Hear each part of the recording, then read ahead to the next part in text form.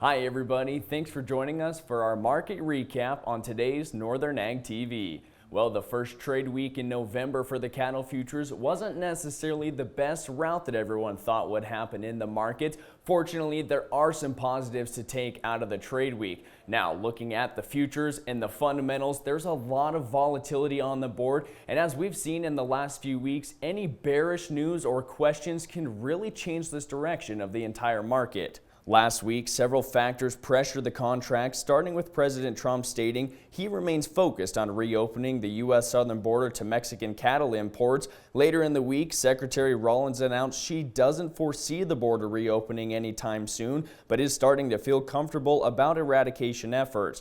Feeder cattle contracts throughout the week were a limit lower Wednesday, up a few dollars Friday. Overall contracts did lose around $16, with live bids following their roller coaster losing just over $10 for the week. As far as this week goes, traders did receive some bullish news from the president, stating he's investigating the ownership of foreign-owned packing plants and the possible price inflation for U.S. beef, pushing contracts significantly higher on Monday. Now for the local auction markets, the first start of November has been a little questionable compared to mid-October sale results. Feeder steers and heifers about $5 to $20 softer from those prices in mid-October. At Billings Livestock, a strong feeder sale with over 5,900 head last week. Light 4-weight steers sold for $481 to $547. Light 5-weights $413 for the average, with mid 7-weight steers $361 to $370. For the females, heavy 4-weights $397 to $440. Light 5s $375 to $407, and heavy 5-weights they average $373.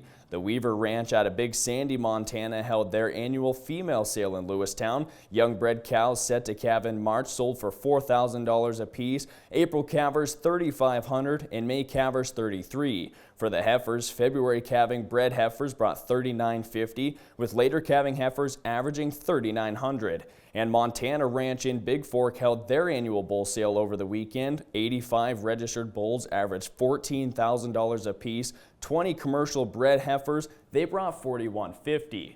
Stay with us. We're going to take a quick break, but we'll come back with a look at the grain markets after this. From the beginning, we've worked closely with farmers. BNSF's ties to the agricultural community go back 175 years. Together, we've innovated to make the U.S. agriculture supply chain one of the most efficient and productive in the world.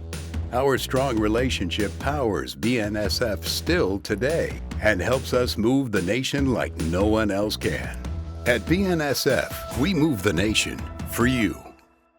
Well, for the grain markets, it was pretty much a roller coaster the entire week. Early on, we heard confirmation of trade deals with China, boosting the contracts, and then we saw a lot of overbought conditions throughout the mid to the end of the week. So really up, down, left, right. Starting with the soybeans, they were all over the place. Early on, contracts dropped over double digits, climbed higher midweek. Ultimately, they fell around 15 cents throughout the week. China did confirm U.S. soy purchases. However, they did leave a 13% tariff on all U.S. soy products. For the corn markets, a rather quiet week fundamentally, but now that the government shutdown has ceased, we should see more data from harvest, crop conditions, and the World Supply and Demand Estimates report later this week to provide traders with some insight on the current state of the market. Now, wheat contracts, they started the week out very optimistic, with China announcing purchases of soft red wheat and spring wheat from the U.S. Quantities still somewhat unknown, but again, the supply and demand report should lend a helpful hand. Winter wheat planting is over 90% complete this week. The silver lining for U.S. wheat this year has been the export pace, still over 60% higher than 2024's levels. Contracts on Monday, they're a few cents stronger, but we could see some pressure throughout the week with U.S. wheat currently outpriced by major exporters. Well, that's all the time we have for today's Northern Ag TV. As always, you can find the market updates, sale reports, and more at northernag.net. I'm Colton Young. We'll see you next time.